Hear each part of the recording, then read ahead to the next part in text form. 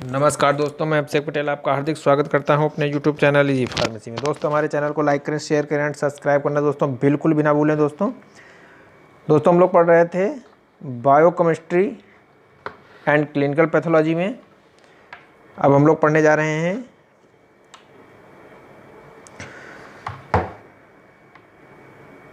दोस्तों हम लोगों ने पढ़ लिया था बायोकेमिस्ट्री एंड क्लिनिकल पैथोलॉजी। उसमें प्रोटीन को हमने पढ़ लिया था, इंट्रोडक्शन पढ़ लिया था बायोकेमिस्ट्री का। अब हम लोग पढ़ने जा रहे हैं प्रोटीन का क्लासिफिकेशन। प्रोटीन का क्लासिफिकेशन भी हम लोगों ने पढ़ लिया था, लेकिन उसको हम लोगों ने विस्तृत में नहीं पढ़ा था। अब हम लोग दोस्तों पढ़ेंगे विस्तृत में, कम समय में अधिक नॉलेज। तो आइए दोस्तों हम लोग पढ़ते हैं सिंपल प्रोटीन। सिंपल प्रोटीन क्या है? ये प्रोटीन घुलनशीलता और ऊष्मा को एग्लुएबिलिटी के आधार पर वर्गीकृत किया जाता है। इसमें जो है सिंपल प्रोटीन का सबसे पहले हम लोगों ने एग्जाम्पल पढ़ा था एल्बुलिन, एल्बुमिन्स। एल्बुमिन्स क्या है? यह जल, तनु, अम्ल व क्षार में घुलनशील है। यह तनु, अम्ल व क्षार में घुलनशील है और जल में भी घुलनशील है। इसमें ग्लाइसिन का अभाव होता है, इसमें ग्लाइसिन कम होता है। या हीट तथा कोगुलेट हो जाता है, या हीट द्वारा इसको आप जब गर्म करेंगे तो ये कोगुलेट हो जाएगा। या अंडे की सफ़ेदी व सीरम एल्बुमिन्स के उदाहरण हैं। अंडे की जर्दी और सीरम एल्बुमिन्स जो को आप अगर गर्म करते हैं, हीट करते हैं, तो वो कोगुलेट हो जाएगा। अगला क्या है? ग्लोबुलिन्स। ग्लोबुलिन्स ये जल में अघुलनशील या अल्प घुलनशील होते हैं। जल में ये नहीं घुलते हैं या कम घुलते हैं। सोडियम क्लोराइड मिलाने से इनकी घुलनशीलता बढ़ जाती है। यानी कि ग्लोबुलिन्स में आप जब सोडियम क्लोराइड मिला देंगे तो इसकी घुलनशीलता बढ़ जाएगी। ये प्रोटीन हीट द्वारा कोगुलेट होते हैं। इसमें मेथाइनोन का अभाव होता है, इसमें मेथाइनोन का अभाव होता है। Serum globulin fibrinogen myosin of muscle and दालों की ग्लोबुलिन्स के उदाहरण हैं। इसके उदाहरण हैं दालों की ग्लोबुलिन्स के उदाहरण हैं। अगला देखते हैं दोस्तों, ग्लूटिलिन्स। अगला है ये जल तथा एब्सोल्यूट अल्कोहल में अघुलनशील होते हैं। ये केवल तनु अम्ल व क्षारीय विलयन में घुलनशील होते हैं। यह प्लांट प्रोटीन्स हैं, ये प्लांट प्रोटीन्स हैं। अब अगला पढ़ते हैं हम लोग हिस्टोन्स। ये छोटे और स्टेबल क्षारीय प्रोटीन्स हैं।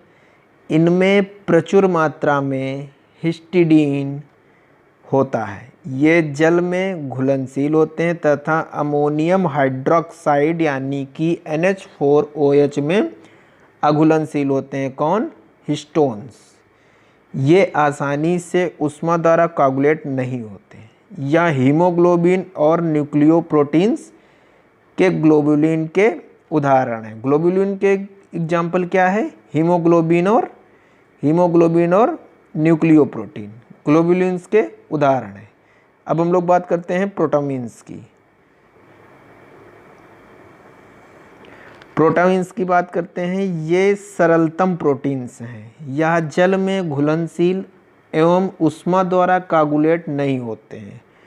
ये अधिक मात्रा में एजाइनिन की उपस्थिति के कारण क्षारीय प्रकृति यानी बेसिक नेचर के होते हैं। कुछ मछलियों की स्पर्म सेल्स में पाए जाते हैं। कुछ मछलियों के स्पर्म सेल्स में पाए जाते हैं। थायरोसिन एंड थायरोपेथाइन में अनुपस्थित होता है। इसमें अनुपस्थित होता है किसमें? प्रोटामिन्स में। आगे हम लोग बात करते हैं जटिल प्रोटीन यानी कि कंजुगेटेड प्रोटीन की। ये प्रोटीन अपघट के पश्चात एमिनो एसिड और प्रोस्थेटिक ग्रुप देते हैं, यानी कि नॉन प्रोटीन या प्रोस्थेटिक ग्रुप के आधार पर इनको निम्न प्रकार से वर्गीकृत किया जाता है। सबसे पहला है न्यूक्लियोप्रोटीन। न्यूक्लियोप्रोटीन क्या है? न्यूक्लियोप्रोटीन सरल प्रोटीन है, यानी सिंपल प्रोटीन है। इसके साथ न्यूक्लियो एसिड यानी डीएनए आरएनए प्रोस्थेटिक ग्रुप के रूप में उपस्थित होता है। वायरस प्रोटीन इसके उदाहरण हैं। अगला क्या है? लाइपोप्रोटीन। लाइपोप्रोटीन, इसमें प्रोटीन के साथ प्रोस्थेटिक ग्रुप के रूप में वसा यानी लिपिड उपस्थित होते हैं। ठीक है। नेचुरल फैट और फास्फोलिपिड एवं कोलेस्ट्रॉल आदि लिपिड उपस्थित होते हैं। अंडे की जर्दी यानी कि एग यॉल्क में लेसिथिन इसके उदाहरण हैं। अगला क्या है? क्रोमोप्रोटीन। क्रोमोप्रोटीन, इस प्रोटीन में कलर्ड प्रोस्थेटिक समूह होते हैं, जैसे हीमोग्लोबिन, फ्लेवियोप्रोटीन, साइटोक्रोम होते हैं। ठीक है। अगला क्या है? मेटालोप्रोटीन। मेटालोप्रोटीन ये मेटल बाइंडिंग प्रोटीन है। मेटल बाइंडिंग प्रोटीन है। एक ग्लोबुलिन जिसे ट्रांसफेरिन कहते हैं, एक ये ग्लोबुलिन जो है जिसे ट्रांसफेरिन कहते हैं, वह ion, copper and zinc and combine से कॉम्बाइन हो सकती है। यानी कि आयरन है, कॉपर है, जिंक से कंबाइन हो सकती है, या प्लाज्मा प्रोटीन का 3%, यानी कि प्लाज्मा प्रोटीन का 3%। इसका उदाहरण है सेरुलोप्लाज्मिन, जिसमें कॉपर होता है। ठीक है, जिसमें कॉपर होता है। अगला है डिराइव्ड प्रोटीन। यह प्रोटीन सिंपल प्रोटीन या कंजुगेटेड प्रोटीन के अल्प से पूर्ण अम्ल क्षार या एंजाइम द्वारा हाइड्रोलिसिस से बनते हैं। यह भी 2 प्रकार का होता है, primary derived protein and secondary derived protein. Primary में क्या होता है? प्राइमरी प्रोटीन, इसमें प्रोटीन के मॉलिक्यूल्स के पेप्टाइड बंध टूटते नहीं हैं। ठीक है, उसमें थोड़ा सा चेंज आ सकता है। क्या है? इसमें प्रोटीन के मॉलिक्यूल पेप्टाइड बंध टूटते नहीं हैं, लेकिन उसमें कहीं ना कहीं थोड़ा सा चेंज आ सकता है। ठीक है, तो इसके जो है इसमें भी उदाहरण है। कौन से हैं? प्रोटेन्स ये अघुलनशील होते हैं, यानी कि इनसॉल्युबल होते हैं। ये जल, तनु और एंजाइम की क्रिया द्वारा बनते हैं। ठीक है, ये इनसॉल्युबल होते हैं। ये ग्लोबुलिन से बने होते हैं, किंतु तनु साल्ट सॉल्यूशन में अघुलनशील होते हैं। मेटाप्रोटीन्स ये नेचुरल सॉल्वेंट में इनसॉल्युबल होते हैं।